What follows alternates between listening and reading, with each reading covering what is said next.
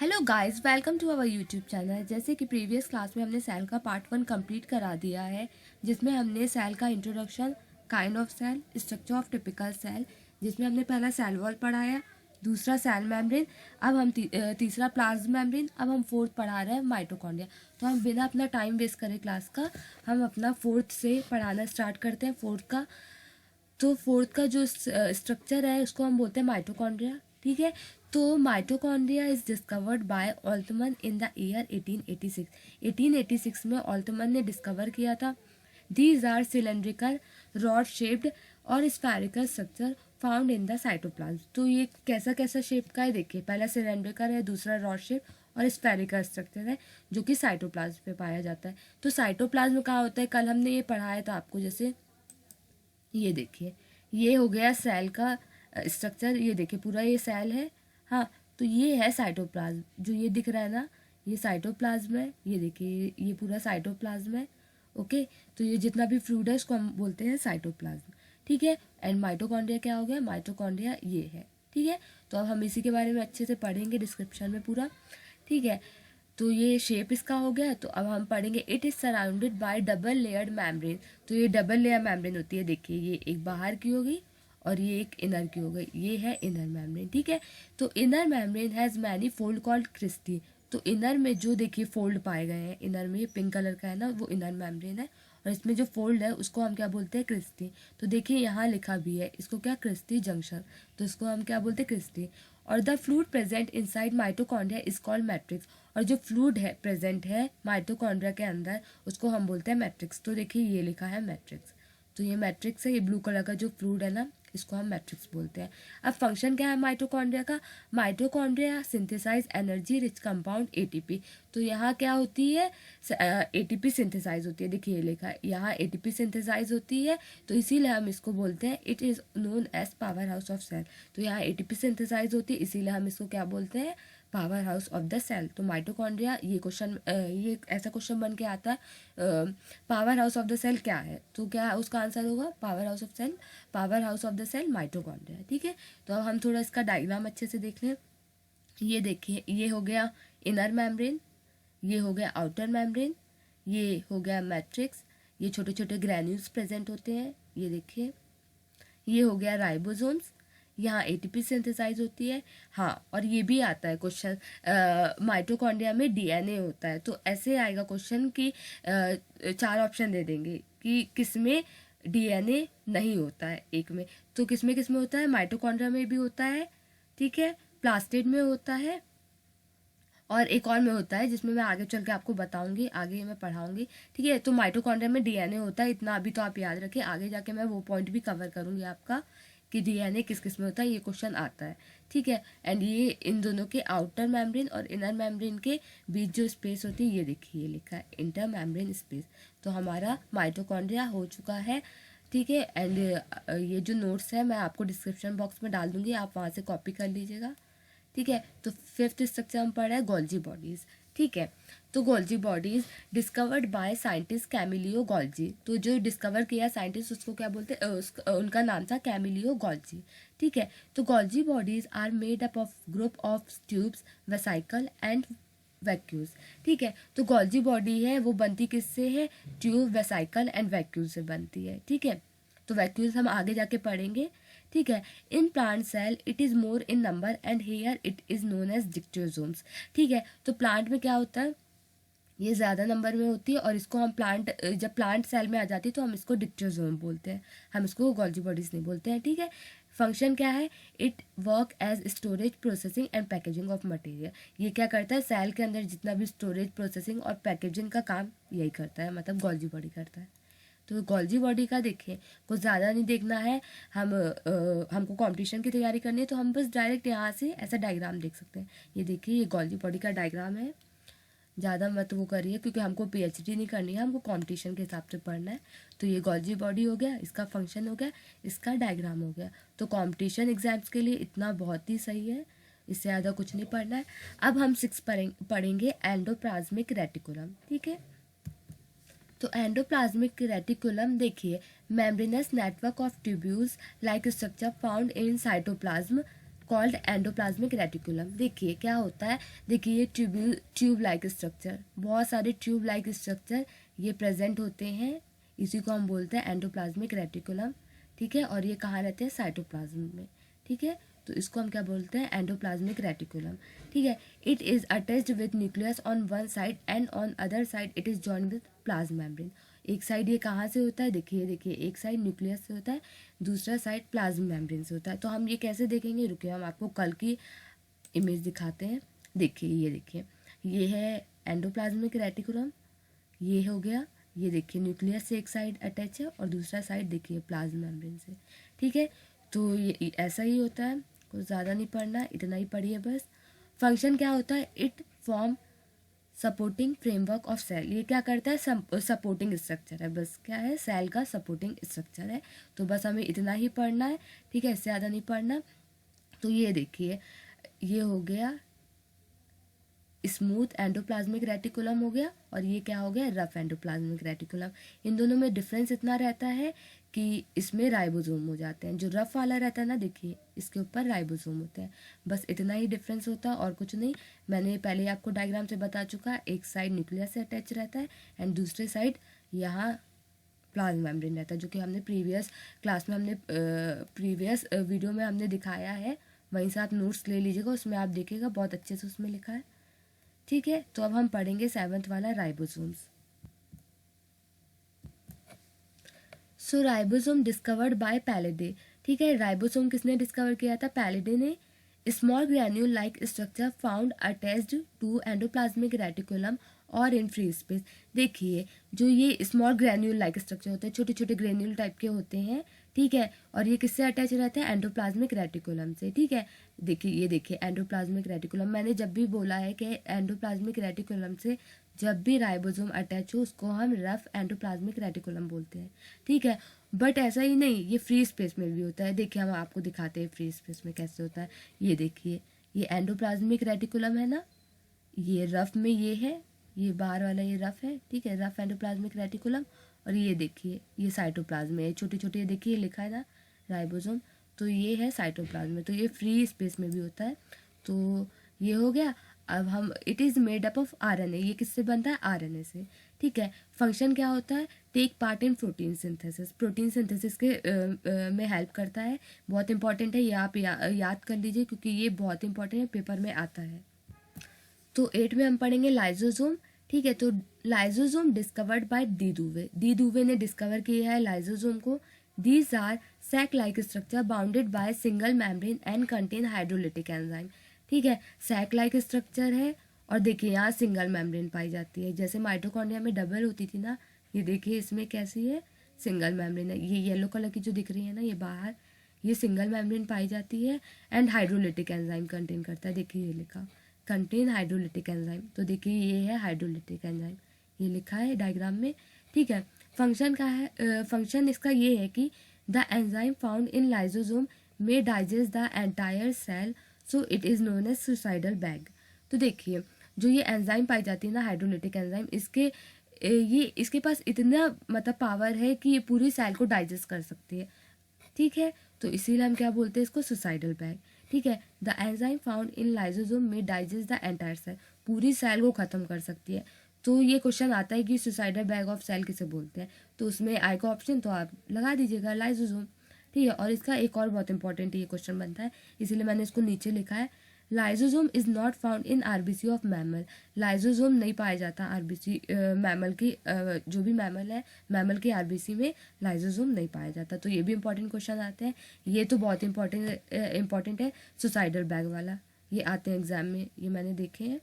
अब ये हम पढ़ेंगे 9 centrosome. Centrosome discovered by Boveri. Centrosome किसने डिस्कवर किया है, बोवेरी ने। ठीक है, it is only found in animal cell taking part in cell division. ये बस एनिमल, सेंट्रोसोम हमेशा बस सेंट्रोसोम बस एनिमल सेल में ही पाया जाता है, और किस में हेल्प करता है, सेल डिवीजन में, और इसका फंक्शन भी यही है, it help in cell division. इसका कुछ भी नहीं है, ज़्यादा नहीं पढ़ना है, बस इतना ही है कि एनिमल सेल में पाया जाता है और सेल डिवीजन में हेल्प करता है, बस इससे ज़्यादा आप कुछ नहीं पढ़िएगा। अब हम 10th स्ट्रक्चर पढ़ते हैं, plastid. Then plastid only found in plant cell. Plastid कहाँ पाया जाता है? बस प्लांट सेल में, ठीक है। And it is of 3 type, 3 तरीके के होते हैं। एक होता है क्लोरोप्लास्ट, दूसरा होता है क्रोमोप्लास्ट, तीसरा होता है ल्यूकोप्लास्ट, ठीक है। तो क्लोरोप्लास्ट का हम पहले पढ़ते हैं। These are green pigment found in green plant involve in photosynthesis. ये ग्रीन पिगमेंट है जो कि ग्रीन प्लांट में पाया जाता है और इन फोटोसिंथेसिस में हेल्प करता है।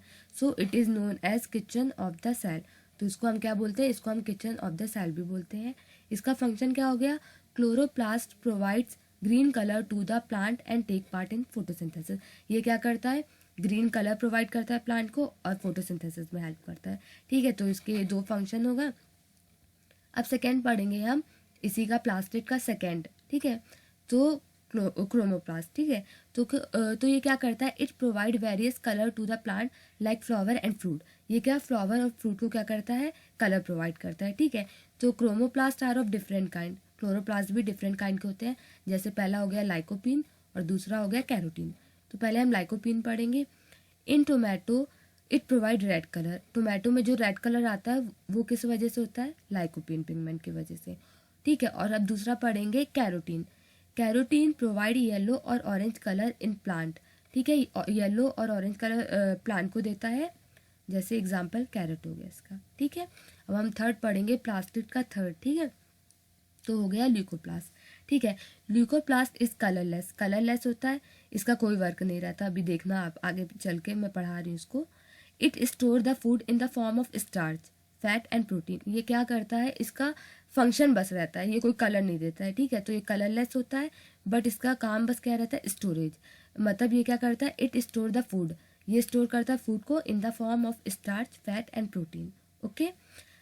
Leucoplast is found in root and underground stem. ये कहाँ कहाँ पाया जाता है? रूट और अंडरग्राउंड स्टेम में, ठीक है। तो ल्यूकोप्लास्ट में इतना हो गया। अब हम प्लास्टिड का डायग्राम थोड़ा दिखा दे रहे हैं। ये देखिए, ये प्लास्टिड का डायग्राम है, ठीक है। ये ल्यूमेन हो गया, ये लैमेला हो गया, ये थाइलेकॉइड हो गया, ये ग्रैनम हो गया, ये आउटर मेम्ब्रेन इसमें, ये इनर मेम्ब्रेन, ये इंटर मेम्ब्रेन स्पेस है एंड ये इनर मेम्ब्रेन है। और ये जो लिक्विड है ना यहाँ फ्लूइड, उसको हम स्टोमा बोलते हैं, ठीक है। तो बस इतना ही पढ़िए आपको तो मेनली ज़्यादा ये इंपॉर्टेंट है प्लास्टिड का, ये 3 पॉइंट। डायग्राम से आपको इतना मतलब नहीं रखना चाहिए। अब हम 11 पढ़ेंगे, vacuole. Vacuole it is fluid filled single membrane bounded dead organelles of cell. ये क्या है? जो ये है ना, इसमें अंदर फ्लूइड भरा रहता है और बाहर एक सिंगल मेम्ब्रेन होती है। और ये क्या है? डेड ऑर्गेनेल है, मतलब सेल का ये डेड ऑर्गेनेल है, मतलब ये लिविंग नहीं है, डेड है, मरा हुआ है, ठीक है। तो मरा हुआ ऑर्गेनेल है सेल का। In plant cell it is larger in size but in animal cell it is smaller in size, ठीक है। तो प्लांट में क्या होता है? ये बड़ा होता है, बट एनिमल में ये छोटा होता है और कभी कभी तो होता ही नहीं है। और फंक्शन क्या होता है? It stores toxic metabolic waste. मतलब क्या करते हैं? मेटाबॉलिक के टाइम में जितने भी वेस्ट मटेरियल होते हैं ना, सब कहाँ चले आते हैं? वैक्यूल में, ठीक है। तो हम इसका डायग्राम दिखाते हैं, ये है, देखिए। हाँ, ये भी आता है क्वेश्चन कि जो ये मेम्ब्रेन होती है ना, इसको हम क्या बोलते हैं? टोनोप्लास्ट। तो वैक्यूल की मेम्ब्रेन को हम क्या बोलते हैं? इसको हम टोनोप्लास्ट बोलते हैं। तो ये टोनोप्लास्ट हो गया, ये पूरा वैक्यूल हो गया, यहाँ फ्लूइड भरा रहता है और यहीं क्या होता है? जितने भी वेस्ट है, मेटाबॉलिक वेस्ट, सब यहीं स्टोर हो जाते हैं। तो ये हो गया हमारा वैक्यूल। इतना ही पढ़ना है, इससे ज़्यादा कुछ नहीं पढ़ना। अब हम पढ़ेंगे 12th, न्यूक्लियस, ठीक है। Nucleus is a spherical centrally located major structure found in the cell, ठीक है। तो ये क्या है? स्फेरिकल शेप होता है इसका और ये सेंटर में लोकेटेड होता है सेल में। But in plant cell it is shifted toward periphery. But ये प्लांट सेल में क्या होता है? थोड़ा साइड में, रुके मैं दिखा दे रही हूँ आपको। ये देखिए, ये सेंट्रली लोकेटेड है बट यहाँ थोड़ा क्या हो गया? साइड, पेरीफेरी, तो थोड़ा साइड में चला गया। तो इसीलिए हम इसको क्या बोलते हैं? प्लांट सेल में पेरीफेरी में लोकेटेड होता है, ठीक है। It is bounded by double layer nuclear membrane having pore, ठीक है। तो इसमें क्या होती है? डबल मेम्ब्रेन होती है। ये देखिए 1 और ये देखिए 2, ठीक है। डबल देखिए, it is bounded by double layer nuclear membrane. तो न्यूक्लियर मेम्ब्रेन होती है और वो भी डबल लेयर होती है और हैविंग पोर। तो इसमें क्या होता है? देखिए ये पोर भी दिख रहा होगा, ये पोर 1 2 3, ठीक है। तो इसमें ये पोर भी होते हैं। With in nucleoplasm nucleolus and chromatin materia is present, ठीक है। तो न्यूक्लियोप्लाज्म क्या है? न्यूक्लियस के अंदर जितना भी फ्लूइड होता है उसको हम न्यूक्लियोप्लाज्म बोलते हैं। तो न्यूक्लियोप्लाज्म के अंदर क्या होता है, न्यूक्लियोलस होता है, और ये देखिए क्रोमैटिन मटेरियल, ये है क्रोमैटिन मटेरियल, ये दिख रहा होगा ना आपको, ये है क्रोमैटिन मटेरियल। ठीक है, तो हम फंक्शन पढ़ते हैं। It control all activity of cell, ये सेल का पूरी एक्टिविटी कंट्रोल करता है। So it is known as control room of cell, तो इसीलिए हम क्या बोलते हैं इसको, control room of the cell. ठीक है, chromatin transmit heredity character from parents to offspring. जो क्रोमैटिन ये होता है ना, जो क्रोमैटिन ये जो रखा ये है, जो ये दिख रहा होगा आपको, ये क्रोमैटिन क्या करता है, ट्रांसमिट करता है हेरिडिटी कैरेक्टर पेरेंट्स से ऑफस्प्रिंग में। ठीक है, तो ये न्यूक्लियस का हो गया। ये मैं आपको बता रही थी ना कि डीएनए किस किस में प्रेजेंट रहता है, तो ये था इंपॉर्टेंट पॉइंट, इसीलिए मैंने इसको अलग से बताया, इसको वहाँ नहीं बताया, नहीं तो आप भूल जाते। DNA is found in nucleus, mitochondria and chloroplast. तो ये 4 ऑप्शन आ जाएंगे और उसमें शायद कुछ भी दे दे, समझ लो लाइजोसोम दे दे, तो उसमें लाइजोसोम में नहीं होता है, न्यूक्लियस में होता है, माइटोकॉन्ड्रिया और क्लोरोप्लास्ट में होता है। तो आपको ये याद रखना है। देन इसके बाद हम पढ़ेंगे अपना difference between animal cell, plant cell and bacteria cell. ठीक है, और ये इसका डायग्राम है। तो देखिए, ये एनिमल सेल यूकैरियोट्स होती है, प्लांट सेल क्या होती है, यूकैरियोट्स होती है, बट जो बैक्टीरिया की होती है ना वो प्रोकैरियोट्स होती है। तो मैंने ये आपको बताया था कल भी कि बैक्टीरिया प्रोकैरियोट्स होता है और प्लांट एंड एनिमल यूकैरियोट्स होता है। तो ठीक है, तो ये तो हो गया। अब पहला पॉइंट हमारा हो गया। अब हम जाते हैं अपना सेकेंड पॉइंट में, क्या है, cell membrane. Cell membrane animal में भी होती है, प्लांट में भी होती है और बैक्टीरिया में भी होती है। हाँ, सेल मेम्ब्रेन तीनों में पाई जाती है, तो इसमें कोई डिफरेंस नहीं है। ठीक है, अब हम थर्ड पढ़ेंगे न्यूक्लियर मेम्ब्रेन। ठीक है, तो हमने ये बताया था कि यूकैरियोट है उसमें न्यूक्लियर मेम्ब्रेन होते हैं, बट प्रोकैरियोट में न्यूक्लियर मेम्ब्रेन नहीं होते हैं। तो यूकैरियोट में न्यूक्लियर मेम्ब्रेन है, तो एनिमल में भी न्यूक्लियर मेम्ब्रेन रहेगा और प्लांट में भी न्यूक्लियर मेम्ब्रेन रहेगा, बट बैक्टीरिया प्रोकैरियोट है तो न्यूक्लियर मेम्ब्रेन इसमें नहीं रहेगा। ठीक है, और ये अब फोर्थ जो पॉइंट है उसमें क्या है, सेल वॉल का। तो देखिए यहाँ नो सेल वॉल, मैंने बताया था एनिमल में सेल वॉल नहीं होती है, प्लांट में होती है जो कि सेल्यूलोज से बनी रहती है, और बैक्टीरिया में भी होती है जो कि बनी रहती है पेप्टिडोग्लाइकन से। ठीक है, तो ये पॉइंट हमारा हो गया। अब नेक्स्ट पॉइंट है जो वो राइबोसोम है, तो राइबोसोम भी तीनों में होते हैं। ठीक है, मतलब प्रोटीन सिंथेसिस तीनों में होता है। ठीक है, तो तीनों में, प्लांट, एनिमल और बैक्टीरिया तीनों में क्या होती है, राइबोसोम होती है। अब क्या है हमारा next point, DNA in multiple chromosome. ठीक है, तो हमने ये बताया था यूकैरियोट में मोर देन 1 क्रोमोसोम होते हैं और प्रोकैरियोट में कितना, सिंगल ही क्रोमोसोम होता है। तो बस यही दिया है, DNA in multiple chromosome, DNA in multiple chromosome. और बैक्टीरिया में क्या होता है, DNA is a single circular ring, मतलब एक ही क्रोमोसोम होता है इसमें। ठीक है, साइटोस्केलेटन तीनों में होते हैं। ठीक है, अब ये है जो नेक्स्ट पॉइंट, स्मॉल वैक्यूल। ठीक है, तो एनिमल में क्या होता है, स्मॉल वैक्यूल होते हैं, बट जो प्लांट सेल में क्या होता है, रियली बिग वैक्यूल, क्या होते हैं, बिग वैक्यूल होते हैं। ठीक है, और जो बैक्टीरिया में है ना वैक्यूल्स नहीं होते हैं। तो ये देखिए इसमें कितना बड़ा है, ये देखिए प्लांट सेल में बहुत बड़ा होता है। तो बस यहीं से आप देख लीजिए, यहीं से आप समझ जाएंगे। ठीक है, अब क्या है नेक्स्ट पॉइंट, हैज़ राइजोसोम्स। राइजोसोम इसमें होता है एनिमल में, प्लांट में भी होता है, बट बैक्टीरिया में नहीं होता है राइजोसोम्स। ठीक है, अब नेक्स्ट है सेंट्रियोल्स। तो हमने क्या बताया था, सेल डिवीजन में काम आता है। तो सेंट्रियोल्स है ना, बस किस में होता है, एनिमल में होता है, प्लांट में नहीं होता है, पहले मैंने बता चुका है, बैक्टीरिया में भी नहीं होता है। ठीक है, और क्लोरोप्लास्ट, अब नेक्स्ट वाला जो हमारा क्लोरोप्लास्ट का, तो वो तो हमें पता है कि प्लांटी में होता होगा, क्योंकि फोटोसिंथेसिस किस में होती है, प्लांटी में। तो किस में होता है, no chloroplast in animal cell, plant cell में क्लोरोप्लास्ट होते हैं और बैक्टीरिया में भी नहीं होते हैं। ठीक है, और एनिमल सेल क्या होती है, स्मॉलर होती है, प्लांट सेल स्मॉल होती है और बैक्टीरिया की जो सेल होती है वो स्मॉलेस्ट होती है। तो ये हमारा हो गया पूरे डिफरेंस बिटवीन, या आप अच्छे से पढ़ लीजिएगा, बहुत इंपॉर्टेंट है। मैंने ना ज़्यादा लिखवा के इसको ऐसे मैंने ईजी तरीके से आपको इसी में करवा दिया है। सो मैं इसके पूरा PDF मैं आपको डिस्क्रिप्शन में डाल दूँगी। तो इसी के साथ आज हम अपनी क्लास को एंड करते हैं, और अगर हमारी वीडियो पसंद आई हो तो हमारे वीडियो को लाइक करें और आने वाली वीडियो को देखने के लिए हमारे चैनल को सब्सक्राइब करें। Thank you for watching the video.